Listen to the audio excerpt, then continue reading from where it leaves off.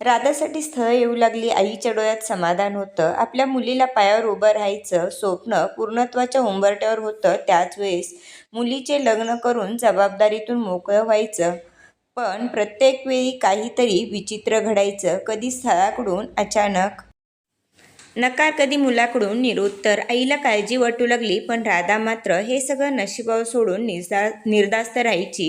इकडे वेदांत मात्र सगळ्या घडामोडीच्या मागे सावलीसारखा उभा होता. तो राधावर खरंच प्रेम करत होता, पण ते प्रेम स्वार्थी होतं. ती मला मिळालीच पाहिजे या हट्टाने भरलेलं. थेट चुकीचा मार्ग न वापरता तो आपल्या ओळखी, प्रतिष्ठा आणि प्रभाव वापरून प्रत्येक स्थळाला वेगवेगळ्या कारणांनी मागे हटवायला भाग पाडत.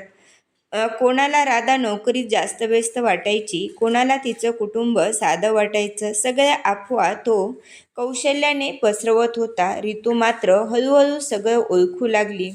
कॉलेजमधील काही जुन्या मैत्रिणीकडून तिला वेदांतबद्दल ऐकायला मिळालं. सुरुवातीला तिला विश्वास बसला नाही, पण जेव्हा एकाच नावाचा धागा पुन्हा पुन्हा समोर येऊ लागला तेव्हा तिच्या मनात शंकेची पालचूक चुकली. राधा शिक्षण पूर्ण करून नोकरीच्या शोधात असतानाच एका संध्याकाळी ऋतूने थेट वेदांतला भेटायचं ठरवलं. तुला नेमकं काय हवंय? तिने थेट विचारलं. वेदांत क्षणभर गोंधळला, पण मग म्हणाला, राधा, फक्त राधा. पण तिची संमती. त्या प्रश्नावर ती थबकली, कारण त्याच्या प्रेमात हक्क होता, पण राधाच्या इच्छेचा विचार नव्हता. दरम्यान राधालाही सत्य कळू लागलं. जेव्हा तिला समजलं की तिच्या आयुष्यातील निर्णय कोणीतरी मागून नियंत्रित करत आहे, तेव्हा ती हादरली. तिच्यासाठी प्रेम म्हणजे स्वतंत्र, विश्वास आणि समानतेचं नातं होतं. हट्ट जिंकणं नव्हे. आईसमोर पहिल्यांदाच राधा ठामपणे उभी राहिली. माझं लग्न कधी आणि कुणाशी करायचं हे मी ठरवेन, ती शांत पण ठाम स्वरात म्हणाली. आईच्या डोळ्यात पाणी होतं, पण अभिमान होता. आपली मुलगी खंबीर झाली होती. वेदांत मागे हटणाऱ्यातला नव्हता. राधाने स्पष्ट नकार दिल्यानंतरही त्याच्या प्रयत्नांना वेगळीच धार आली. आता तो थेट दिसणाऱ्या मार्गाने नाही, तर हळूच पण खोलवर घुसणाऱ्या मार्गाने तिच्या आयुष्यात शिरू लागला. कागदपत्रामधील त्रुटी, कधी शेवटच्या क्षणी रद्द होणारी संधी. सुरुवातीला तिला वाटलं नशिबाचा खेळ असेल, पण जेव्हा हा प्रकार वारंवार होऊ लागला तेव्हा तिच्या आत्मविश्वासाला तडे जाऊ लागले. आई मात्र हे सगळं शांतपणे पाहत होती. सरकारी कार्यालयात काम करताना तिनं आयुष्याचे अनेक रंग पाहिले होते. कोणीतरी मुद्दाम आपल्या वाटेत काटे पेरतोय, ती एके दिवशी ठामपणे म्हणाली. राधा हादरली. आई, असं कोण करेल? आईने काही बोललं नाही, पण तिच्या नजरेत संशय स्पष्ट होता. राधा आता पूर्णपणे सावध झाली होती. तिने वेदांच्या हालचालीवर लक्ष ठेवायला सुरुवात केली. कॉलेजमधील जुने संपर्क, सोशल मीडियावरची शांत नजर, सगळं तिला संशयास्पद वाटत होतं. एके दिवशी तिला वेदांचा फोन रेकॉर्ड ऐकायला मिळाला, ज्यात तो कोणाला तरी म्हणत होता, ती कुठेही जाऊ दे, शेवटी माझ्याशिवाय पर्याय उरणार नाही. त्या वाक्याने राधाची झोप उडाली. राधाच्या मनात संघर्ष वाढत चालला होता. एका बाजूला आईची काळजी, ऋतूचा विश्वास आणि दुसऱ्या बाजूला सतत कोसळणाऱ्या संधी.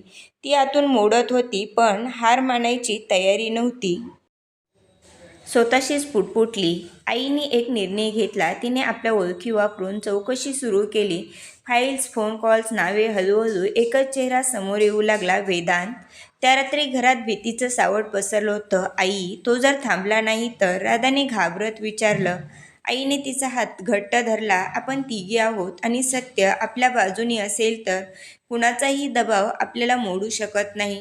वेदांत मात्र अजूनही स्वतःला जिंकणारा समजत होता. त्याला खात्री होती परिस्थितीच राधाला त्याच्याकडे घेऊन येईल, पण त्याला हे कळत नव्हतं की 3 स्त्रियांची एकजूट ही त्याच्या सगळ्या डावापेक्षा अधिक ताकदवान ठरणारी होती.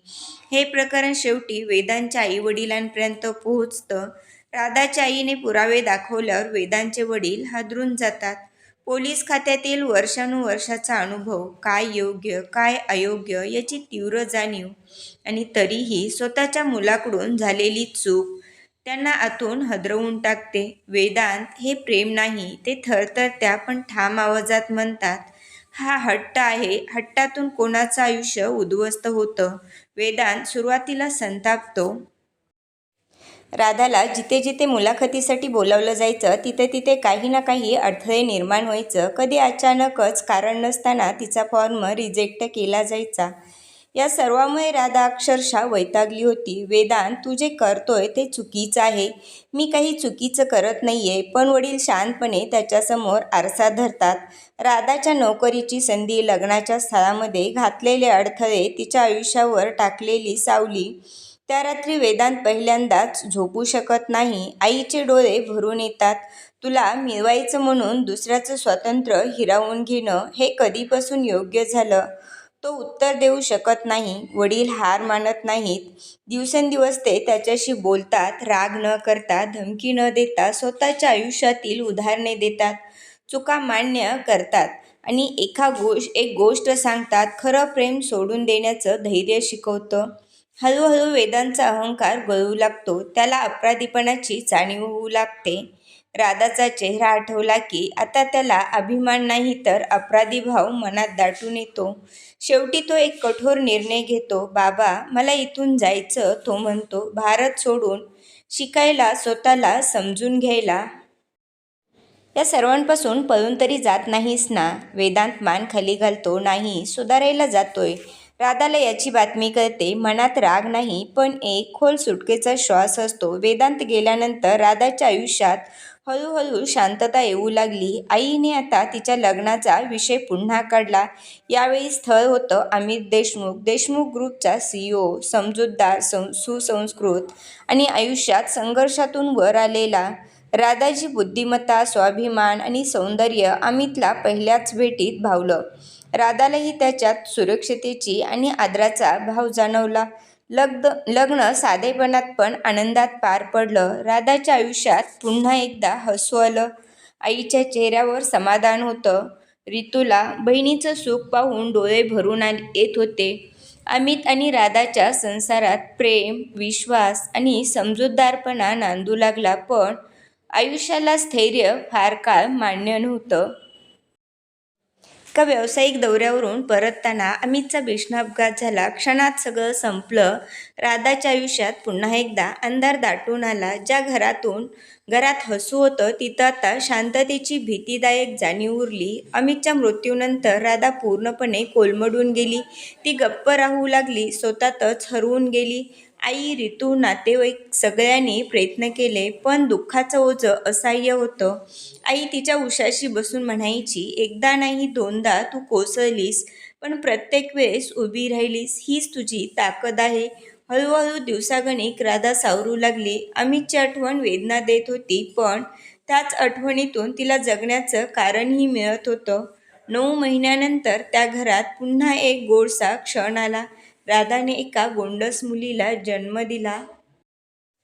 त्या छोट्या जीवाच्या रडण्यात राधाला पुन्हा आयुष्याचा आवाज ऐकू आला. तिने बाळाला कवेत घेतलं आणि डोळ्यातून अश्रू वाहू लागले. ते दुःखाचे नव्हते तर नव्या आशेचे होते. तू माझं भविष्य आहेस. राधा हळूच कुजबुजली. आई आणि ऋतूने एकमेकाकडं पाहिलं. संघर्षातून, वेदनेतून जन्मलेलं हे मातृत्व आता राधाला पुन्हा मजबूत करणारं होतं. स्वतःसाठी आणि त्या लहानशा आयुष्यासाठी. अमितच्या मृत्यूनंतर राधाचं आयुष्य थांबल्यासारखं झालं होतं. घरात हसणं बंद झालं होतं. भिंतीवरची शांतता बोचरी वाटू लागली होती.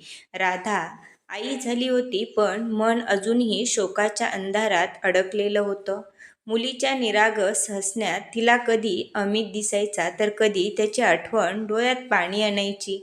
आई, मी संपले. एके रात्री राधा आईच्या कुशीत रडत म्हणाली. आईने तिच्या डोक्यावरून हात फिरवला. नाही राधा, तू संपलेली नाहीस. तू आता 2 जीवाची जबाबदारी आहेस. आणि अमित, तो तुला कधीच कमजोर पाहू इच्छित नव्हता. ते शब्द राधाच्या मनात खोलवर रुतले. हळूहळू राधाने स्वतःला सावरायला सुरुवात केली.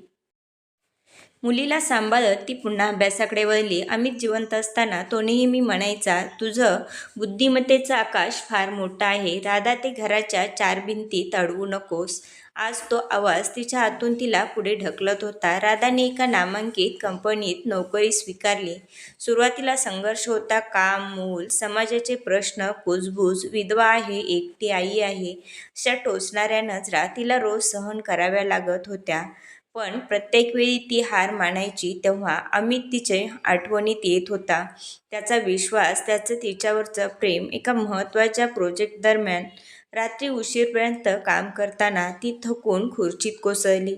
समोर अमितचा जुना फोटो होता. "मी बरोबर चाललेय ना?" तिने पुटपुटत विचारलं. त्या क्षणी तिला जाणवलं, अमित तिच्या सोबत आहे. तिच्या धैर्यात, निर्णयात, आत्मविश्वासात. काही वर्षातच राधा आपल्या कामामुळे ओळखली जाऊ लागली. ती केवळ एक कर्मचारी राहिली नाही, तर एक सक्षम लीडर बनली. तिची मुलगी तिचा अभिमान होती. आईसारखीच हुशार, डोळ्यात तेज असलेली. एके दिवशी राधाला उत्कृष्ट महिला उद्योजिका पुरस्कार जाहीर झाला. मंचावर उभा राहताना तिचे डोळे पाणावले. "आज मी इथं उभी आहे," ती म्हणाली, "ते माझ्या कुटुंबामुळे, माझ्या आईमुळे, माझ्या मुलीमुळे आणि एक व्यक्तीमुळे जो आज माझ्यासोबत नाही, पण माझ्या प्रत्येक यशात जिवंत आहे, अमित."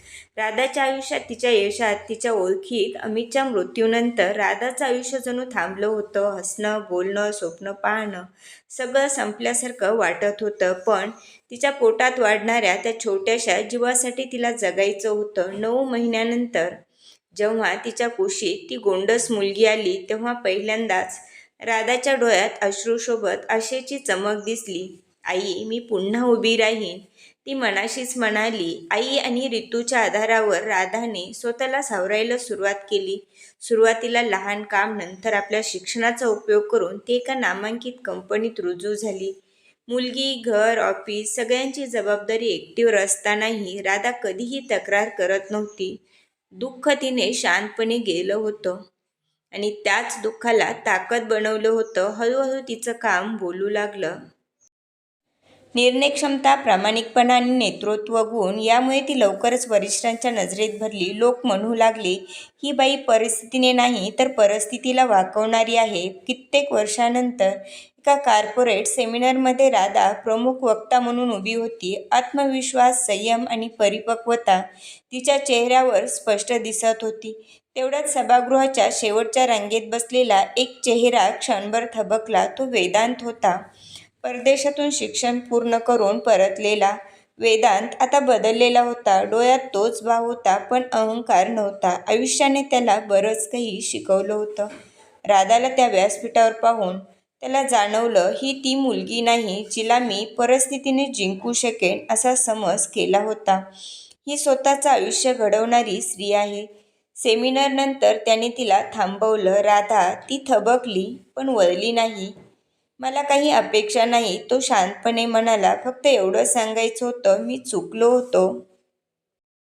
राधा हळूच वळली. तिच्या नजरेत राग नव्हता, प्रेम नव्हतं, फक्त स्थैर्य होतं. "आयुष्याने मला खूप काही दिलं आहे आणि खूप काही शिकवलंही," ती म्हणाली. "आता माझ्या आयुष्यात माझं करिअर, माझी मुलगी आणि माझा स्वाभिमान एवढंच पुरेसं आहे." वेदांतने मान खाली घातली. त्याला कळून चुकलं होतं, काही माणसं मिळवण्यासाठी नसतात, ती स्वतःच्या उंचीवर उभी राहण्यासाठी असतात. राधा सभागृहातून बाहेर पडली. बाहेर तिची मुलगी आईच्या कुशीत हसत होती. राधाने तिला जवळ घेतलं आणि मनात विचार केला, दुःखाने मला तोडलं नाही, त्यानेच मला घडवलं. अमितच्या अपघाती मृत्यूनंतर आयुष्य राधासाठी थांबल्यासारखं झालं होतं. एका क्षणात स्वप्न, आधार, भविष्य सगळं निखळून पडलं. पण तिच्या पोटात वाढणारा जीव तिला दररोज आठवण करून देत होता, आयुष्य संपलेलं नाही, फक्त बदललेलं आहे.